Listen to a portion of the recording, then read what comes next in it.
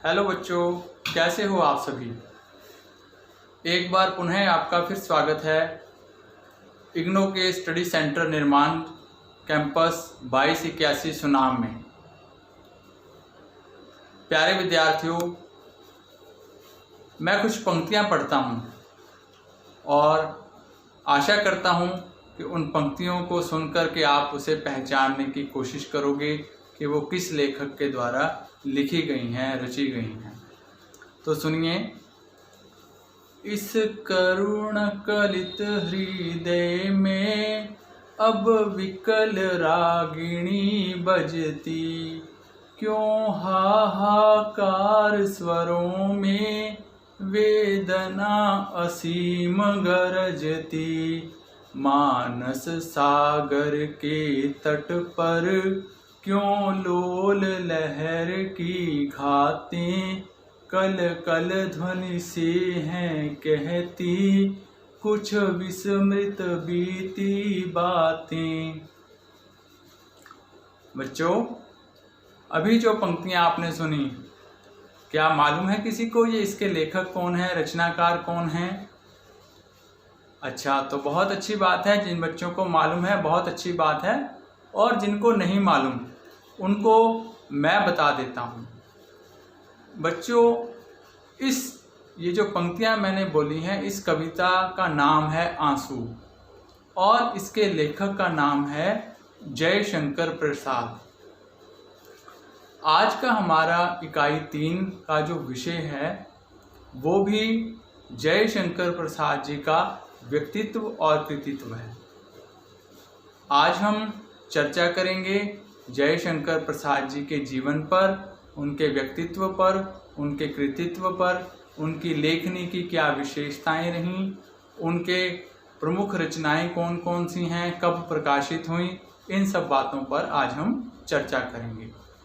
बच्चों, आधुनिक हिंदी साहित्य में छायावाद के प्रमुख कवि के रूप में, प्रमुख लेखक के रूप में महान कवि, उपन्यासकार, कहानीकार, नाटककार और निबंधकार जयशंकर प्रसाद बहुमुखी प्रतिभा के धनी थे। उनका जन्म वाराणसी उत्तर प्रदेश के एक संपन्न वैश्य परिवार में सन 1889 में हुआ था। इनके पिता बाबू देवी प्रसाद थे। प्रसाद जी अधिक शिक्षा घर पर ही हुई थी। इन्होंने संस्कृत, अंग्रेजी, उर्दू इत्यादि भाषाओं का गहन अध्ययन किया था। सन 1937 में जब इनका देहावसान अर्थात देहांत हो गया, तब वे कितने वर्ष के थे? 48 वर्ष के थे। बच्चों, अगर जयशंकर प्रसाद जी की प्रमुख रचनाओं की मैं बात करूं, तो इनका जो रचना संसार है वो अत्यंत विस्तृत है। वे मूलतः कवि थे, परंतु फिर भी इन्होंने साहित्य की प्रत्येक विधा में अपनी लेखनी चलाई। इनकी प्रमुख रचनाएं जो हैं वो निम्नलिखित हैं। जैसे इनके कुछ काव्य संग्रह चित्राधार, करुणालय, महाराणा का महत्व, प्रेम पथिक, कानन कुसुम, झरना, लहर, आंसू और कमायनी। इनके कुछ जो प्रमुख नाटक हैं उनमें हम बात कर सकते हैं। एक घूंट, राज्यश्री, कामना, विशाख, जनमेजय का ज्ञान यज्ञ, अजातशत्रु, स्कंदगुप्त, चंद्रगुप्त और ध्रुव स्वामी। बच्चों, इनके कहानी संग्रह, इनकी कहानियां भी जो हैं वो अत्यंत लोकप्रिय एवं चर्चित रहीं। कहानी संग्रह इनके प्रमुख हैं छाया, प्रतिध्वनि, आकाशदीप, आंधी और इंद्रजाल। इनके प्रमुख उपन्यास आप नोट कर सकते हो, कंकाल, तितली और इरावती। बच्चों, इनका जो उपन्यास इरावती है, इसे अधूरा उपन्यास यह माना जाता है क्योंकि यह अधूरा है, अपूर्ण है। इसके अतिरिक्त बच्चों, इनके कुछ निबंध संग्रह भी हैं, जैसे काव्यकला और अन्य कुछ निबंध। बच्चों, जो इनका रचना संग्रह था कामायनी, इन पर इनको मंगला प्रसाद पारितोषिक जो है वो भी मिला। इसके अतिरिक्त कुछ और बातें जो इनके बारे में विशेष हैं वो भी मैं आप लोगों को बताना चाहूँगा। सो आप ध्यान से सुन सकते हो और अगर आप चाहो तो उन बातों को आप नोट भी कर सकते हो। परीक्षा की दृष्टि से भी बच्चों ये बातें जो हैं वो अत्यंत महत्वपूर्ण है। अक्सर जो परीक्षक है, जो पेपर सेट करता है, जो पेपर बनाता है, उसका मूल उद्देश्य क्या होता है? उसका उद्देश्य ये होता है कि बच्चों ने कितना ज्ञान प्राप्त किया, बच्चों ने किस किस विषय पर जानकारी जो है प्राप्त कर ली है, और उस विषय को और उस ज्ञान को जो बच्चों ने सीखा उसकी परख करना ही एक परीक्षा जो बनाता है, पेपर जो बनाता है, उसका उद्देश्य होता है। तो हम लोगों के लिए, आप लोगों के लिए ये बहुत अच्छी बात होगी कि अगर आप लोग अपने नोट्स जो हैं वो साथ साथ बनाते चलें। मैंने जितनी रचनाएं अभी जयशंकर प्रसाद जी की पढ़ी, चाहे वो उनके कहानी संग्रह थे, चाहे वो उपन्यास थे, चाहे निबंध थे, चाहे नाटक थे, तो उन सबको आप एक एक करके अपनी कॉपी पर लिखते चले जाओ। और इससे क्या होगा कि आपको जब आप लिखोगे तो आपको आधे से ज़्यादा नाम जो हैं इन रचनाओं के आपको याद हो जाएंगे। ठीक है बच्चों, तो ये अति आवश्यक है। अब मैं आपको थोड़ा सा बताता हूँ इनके बारे में कुछ और। तो बच्चों, मैंने कुछ बातें जो हैं वो लिखी थी, मैंने आपको बताता हूँ। इनकी कुल कहानियाँ जो हैं वो 72 कहानियाँ इन्होंने लिखी हैं। ग्राम जो है 1911 में इनकी पहली कहानी जो इंदु पत्रिका में प्रकाशित हुई, छाया 1912 में, प्रतिध्वनि 1926 में, आकाशदीप 1929 में, आंधी 1931 में और इंद्रजाल जो है 1936 में। बेटे इनके जो कंकाल उपन्यास है वो 1929 में छपा और तितली जो है वो 1934 में। कंकाल उपन्यास में नागरीय सभ्यता का अंतर यथार्थ उद्घाटित किया गया है। तितली में ग्रामीण जीवन के सुधार के संकेत हैं और इरावती जो है वो ऐतिहासिक पृष्ठभूमि पर लिखा गया अपूर्ण उपन्यास है। बच्चों, जैसे मैंने आपको पहले बताया, जयशंकर प्रसाद जी को कामायनी जो इनकी रचना थी उस पर इनको मंगला प्रसाद पारितोषिक जो है वो प्राप्त हुआ था। डॉक्टर इलाचंद्र जोशी जी ने इन्हें छायावाद का प्रवर्तक भी माना है। प्रसाद जी ने बच्चों 8 ऐतिहासिक, 3 पौराणिक और 2 भावात्मक कुल 13 नाटकों की सृजना की है। कामना और एक घूंट को छोड़कर ये नाटक मूलतः इतिहास पर आधारित हैं। तो अगर आपसे ये प्रश्न पूछ लिया जाए कि प्रसाद जी ने कुल कितने नाटकों की सृजना की, तो आप लिख सकते हो कि 13 नाटकों की उनके द्वारा सृजना जो है की गई है। बच्चों, अब हम चर्चा करेंगे प्रसाद जी की साहित्यिक विशेषताओं पर। इनके जो काव्य हैं, इनकी जो लेखनी है, कहानियाँ हैं, उपन्यास हैं, इनकी क्या विशेषता रही, नाटक हैं इनकी क्या विशेषता रही, अर्थात इनकी लेखनी जो है उसकी क्या विशेषताएं हैं। तो सबसे पहले अगर हम बात करें तो ये जो इनके काव्य की विशेषता है उसमें है अतीत का गौरवगान इन्होंने अपनी लगभग प्रत्येक रचना में किया है। तो इनकी बहुत सी रचनाएं जो हैं जिस पर हम पहले भी चर्चा कर चुके हैं कि वो क्या है, अतीत पर, इतिहास पर आधारित हैं। जयशंकर प्रसाद जी ने अपनी कहानियों में इतिहास और कल्पना का सम्मिश्रण कर अपने गौरवशाली अतीत का चित्रण किया है। वे अतीत की मर्यादाओं का समर्थन करते हैं। इसके साथ साथ समाज में फैली कुरीतियों का भी उन्होंने विरोध किया। उनकी कहानियों का मुख्य उद्देश्य जो है वो क्या है, धर्म, संप्रदाय और जातिवाद। ठीक है, धर्म, संप्रदाय और जातिवाद, इन सब बातों से उन्होंने ऊपर उठकर क्या किया, एक आदर्श समाज और गौरवशाली राष्ट्र की प्रतिष्ठा उन्होंने करनी चाहिए। ठीक है, तो अर्थात कहने का भाव क्या है कि अतीत और कल्पना, इतिहास और कल्पना को उन्होंने सम्मिश्रण करके क्या किया, गौरवशाली अतीत का चित्रण किया। बच्चों, अगर उनके साहित्य की अन्य विशेषताओं में हम बात करें तो काव्यात्मकता उनके काव्य की एक अन्य प्रमुख विशेषता रही है। प्रसाद जी जो हैं वो हम सब जानते ही हैं कि वो मूलतः क्या है, कवि हैं। उनके गद्य में भी काव्य के जैसी भाषा और भावों की छाप जो है वो अंकित है। ठीक है, तो जैसा उन्होंने कविताओं में लेखनी जो अपनी चलाई, स्पष्ट बात कही, और वैसे ही उन्होंने स्पष्ट भाव और स्पष्ट भाषा कहाँ, गद्य में भी प्रयोग की। उनकी कहानियों में अनुभूति की मर्मस्पर्शी अभिव्यक्ति है। उनकी भाषा सांकेतिक और काव्यात्मक होने के कारण पाठक को मानो किसी मधुर स्वप्न लोक में ले जाती है। तो आगे हम बात करते हैं उनके काव्य की एक अन्य विशेषता, त्यागमय प्रेम का महत्व।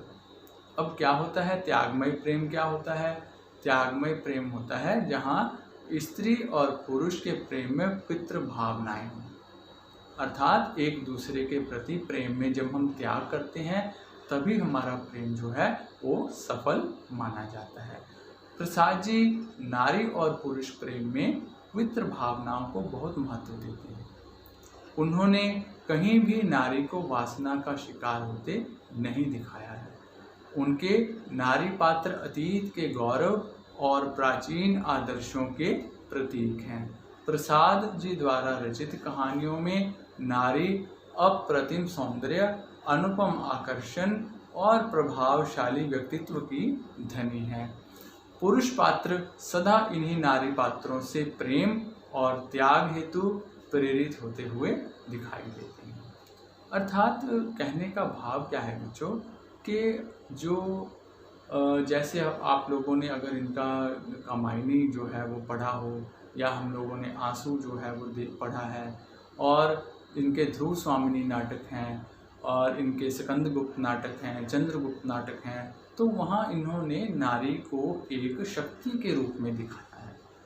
अर्थात इन्होंने क्या कहा है कि नारी जो है वो केवल एक वासना की वस्तु नहीं है। नारी जो है केवल एक वासना की वस्तु या केवल वो एक खिलौना नहीं है, वो प्रेम और त्याग की मूर्ति है। इनके काव्य में बेटे राष्ट्रीय भावना से इनकी प्रत्येक रचना जो है ओतप्रोत दिखाई देती है। प्रसाद की कहानियों में प्रेम भावना का महत्वपूर्ण स्थान है। राष्ट्र के लिए व्यक्तिगत प्रेम के त्याग का समर्थन प्रसाद ने सदा अपनी कहानियों में अभिव्यक्त किया है। वे समाज के लिए व्यक्ति के त्याग और बलिदान के पक्षधर रहे हैं। उनके नारी एवं पुरुष पात्र युद्ध के बिगुल बजते ही राष्ट्रीय भावना से ओतप्रोत हो जाते हैं। उनमें बलिदान, त्याग, समर्पण और मूक करुणा का सदा संचार रहता है। वस्तुतः राष्ट्रीय भावना प्रसाद की कहानियों की अनूठी विशेषता है। तो ये थी बच्चों जयशंकर प्रसाद जी के काव्य की कुछ प्रमुख विशेषताएं जिन पर हमने चर्चा की। जिनमें राष्ट्रीय भावना, अतीत, गौरव गान, तो ये सब बातें जो हैं प्रसाद जी के काव्य में पाई जाती हैं। और इसके साथ साथ मानवतावाद पर भी, जो मानवतावाद है वो भी लेखक का प्रिय विशेषता रही है लेखक की। प्रसाद ने सदैव मानव का मूल्यांकन जो है उसके गुणों और उनके चरित्र के आधार पर किया है। वह व्यक्ति द्वारा व्यक्ति के शोषण के सदैव विरोधी हैं। उनके अनुसार ऊंच नीच, जाति पाति सभी मनुष्यों द्वारा निर्मित संकीर्ण प्रवृत्तियां हैं। मानवता के चलते में संकीर्ण प्रवृत्तियां समाज में कोई स्थान नहीं रखती। उनकी कहानियों में राजा रानियों से लेकर दीन दुखियों तक को स्थान मिला है। उनके लिए मानव क्या है, सर्वोपरि है। प्रसाद भारतीय समाज संस्कृति के सच्चे क्या हैं, चित्रकार हैं। उन्होंने सभ्यता, संस्कृति, दया, करुणा, आत्मगौरव, मानव प्रेम और विश्व बंधुत्व इत्यादि पक्षों को कहानियों में बड़ी सरलता से अभिव्यक्त किया है। उनकी भाषा शैली की अगर बात करें बच्चों, तो भाषा शैली भी उनकी, क्योंकि भाषा भी देखो एक विशेष होती है। अगर भाषा ही लेखक की कठिन हो, कठोर हो, तो काव्य में रस नहीं रहता। काव्य में जो पाठक चाहता है वो उसे समझ नहीं पाता और क्लिष्टता जो है वो घर कर जाती है। भाषा कथ्य को सुंदर बनाती है। कथन को भाषा क्या करती है? सुंदर बनाती है। उसमें भाव संप्रेषण का संचार करती है। प्रसाद भाषा प्रयोग से कहानी में एक ऐसा मनोवैज्ञानिक वातावरण प्रस्तुत करते हैं कि पाठक की संवेदना जो है झंकृत हो उठती है। उनकी भाषा कहानी के कथ्य को गतिशील बना देती है, जो निबंध गति से आगे बढ़ता है। वे संवादों की भी सफल योजना करते हैं। भाषा के माध्यम से पात्रों के चरित्र चित्रण में भी अत्यंत वो सफल रहे हैं। इन्होंने अपनी कहानियों में अलंकारिक, संस्कृतनिष्ठ, तत्सम प्रधान काव्यमयी भाषा का प्रयोग किया है। वस्तुतः जो प्रसाद जी की भाषा शैली है उसकी एक खास पहचान है, जो हिंदी कहानी में अपना एक अलग स्थान एवं अपना एक अलग महत्व रखती है। तो अगर बच्चों निष्कर्ष रूप में मैं आप लोगों को बताऊं, या निष्कर्ष रूप में हम लोग क्या कहना चाहें, तो हम क्या बोल सकते हैं कि प्रसाद जी जो हैं वो हिंदी साहित्य में अपनी रचनाओं के द्वारा अपना एक विशेष स्थान एवं महत्व रखते हैं। भले ही उन्होंने जीवन में अनेक कष्ट झेले, फिर भी उन्होंने उन कष्टों से हार ना मान करके जीवन के प्रगति के पथ पर वो आगे बढ़ते चले गए और जीवन में उन्होंने सफलता जो है वो पाई। उन्होंने अपनी रचनाओं के माध्यम से, उन्होंने अपनी कहानियों के माध्यम से, उन्होंने अपने नाटकों के माध्यम से पाठक को एक विशेष संदेश पहुंचाने की हमेशा कोशिश की। और उनके जो पात्र हैं वो अतीत की घटनाओं से, इतिहास से संबंधित होकर के भी पाठक के लिए हमेशा नए जो हैं वो बने रहे हैं। और प्रसाद जी एक सशक्त कहानीकार हैं। उन्होंने कहानी को मानवीय संवेदना से जोड़ने की कोशिश की है। त्यागपूर्ण सच्चे प्रेम के वे क्या हैं? पक्षधर हैं। आपसी भाईचारा, विश्व बंधुत्व उनकी कहानियों की खास विशेषताएं हैं। वे भारतीय समाज, सभ्यता और संस्कृति के चित्रकार हैं। उनकी भाषा भावनाओं को व्यक्त करने में सदैव सक्षम है। शैली जो है चिंतनपरक है, भावात्मक है और मनोवैज्ञानिक भी रही है। उनकी कहानियों में एक आनंद का सुख मिलता है। यही आनंद और सुख जो है उनके समस्त साहित्य का मूल है। तो बच्चों, जयशंकर प्रसाद जी जो हैं, अगर हम उनके बारे में और चर्चा करें और पढ़ना चाहें तो जितना हम पढ़ेंगे उतना ही हमें ज्ञान जो है और मिलता चला जाएगा कि उनकी रचनाएं जो हैं उन्होंने हिंदी साहित्य को कितना समृद्ध बनाया और इतिहास की घटनाओं से हम लोगों को उन्होंने जोड़े रखा। इतिहास से हम लोग अवगत हुए। जैसे उनका स्कंदगुप्त नाटक है, चंद्रगुप्त नाटक है, ध्रुव स्वामिनी नाटक है, ये सभी नाटक भी क्या हैं? इतिहास पर आधारित हैं। और उनकी बहुत सी कहानियाँ भी जो हैं उसमें इतिहास जो है हम लोगों को देखने को मिल जाएगा। और बच्चों, अगर हम छायावाद की बात करते हैं तो छायावाद के भी जयशंकर प्रसाद जी को स्तंभ माना जाता है। तो स्तंभ क्या है? छायावाद के और अन्य प्रमुख लेखक कौन से हैं? छायावाद के बेटे 4 स्तंभ माने जाते हैं, जिसमें निराला जयशंकर प्रसाद जी एक हैं। और दूसरे कौन हैं? जयशंकर प्रसाद, निराला, पंत और महादेवी वर्मा। निराला जी, सुमित्रा नंदन पंत जी, महादेवी वर्मा जी और जयशंकर प्रसाद। इन 4 लोगों को, इन 4 लेखकों को क्या माना जाता है? इनको छायावाद के स्तंभ माना जाता है। लेखकों का, आलोचकों का ये मानना है कि इन 4 के बिना जो है छायावाद नहीं रहता। ये 4 जो हैं ये छायावाद का आधार हैं। और जयशंकर प्रसाद जी जो हैं यहाँ भी अपना छायावाद में भी अपना एक विशेष स्थान रखते हैं। इनकी रचनाएं जो हैं हमेशा पाठक के लिए उपयुक्त रही हैं और पाठक ने इन रचनाओं से हमेशा ज्ञान और एक नई सेध जो है वो प्राप्त की है। तो बच्चों आज के लिए इतना ही। आज हमने चर्चा की जयशंकर प्रसाद जी पर, उनके जीवन पर, उनके व्यक्तित्व पर, उनके कृतित्व पर, कब उनका जन्म हुआ और कब उनकी मृत्यु हुई, उनके पिता का नाम क्या था, उनका ग्राम, उनका जो गांव था उसका नाम क्या था, जयशंकर प्रसाद जी की प्रमुख रचनाएं कौन कौन सी हैं, उनके प्रमुख नाटक कौन कौन से हैं, उनकी प्रमुख कहानियाँ कौन कौन सी हैं, कौन सा जो उनका उपन्यास है वो अधूरा है। तो ऐसी सब बातों पर आज हमने चर्चा की है। इसके अतिरिक्त हम लोगों ने आज जयशंकर प्रसाद जी की जो प्रमुख काव्य विशेषताएं हैं हमने उन पर भी चर्चा की है। तो बच्चों अगर हम बात करें प्रमुख प्रश्नों की कि कौन कौन से प्रश्न जो हैं वो परीक्षा की दृष्टि से आपसे पूछे जा सकते हैं या परीक्षा की दृष्टि से कौन कौन से जो प्रश्न हैं वो महत्वपूर्ण हैं। तो सबसे पहले तो बच्चों अगर आपने परीक्षा को ध्यान में रखकर आपने अपनी तैयारी करनी है तो सबसे पहले आप लोगों को जो जयशंकर प्रसाद जी का जन्म कब और कहाँ हुआ ये आपको पता होना चाहिए। दूसरा उनके पिता का नाम, उनके परिवार उनका कैसा था, उनका जीवन कैसा था, उसके बारे में आपको पता होना चाहिए।